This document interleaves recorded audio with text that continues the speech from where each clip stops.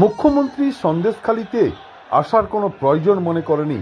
গত 10 বছরে সন্দেশখালীতে যা অত্যাচার হয়েছে তার হিসেব হবে। সন্দেশখালীতে জনসভা থেকে এমনই বক্তব্য রাখলেন শুভেন্দু অধিকারী।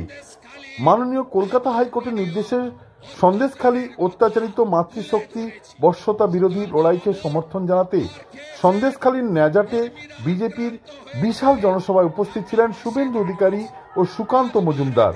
লোকসভা নির্বাচনে চোর মমতা সরকারকে উৎখাত করার ডাক দিলেন শুভেন্দু অধিকারী।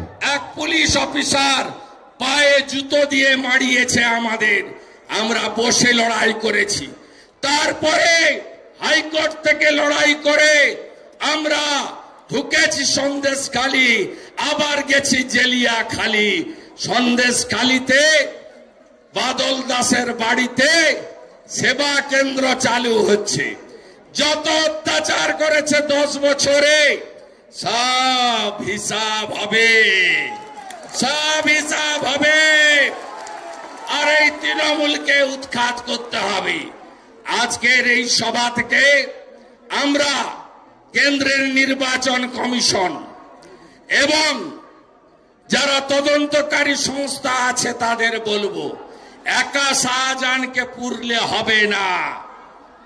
জিয়ারউদ্দিন মোল্লা সহ, আলমগীর সহ, এখানকার শাহানুর সহ সব গুন্ডাকে গর্তে ঢোকাতে হবে।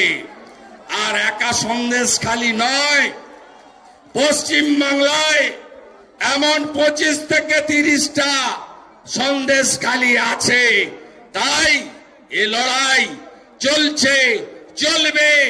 ভারতীয় জনতা পার্টি তার শেষ রক্তবিন্দু দিয়ে সন্দেশখালীর মা বোনদের ইজ্জত লুণ্ঠনকারী শাহজাহান আর মমতার আলালের দুলালদের ছাড়বে না, ছাড়বে না, ছাড়বে না।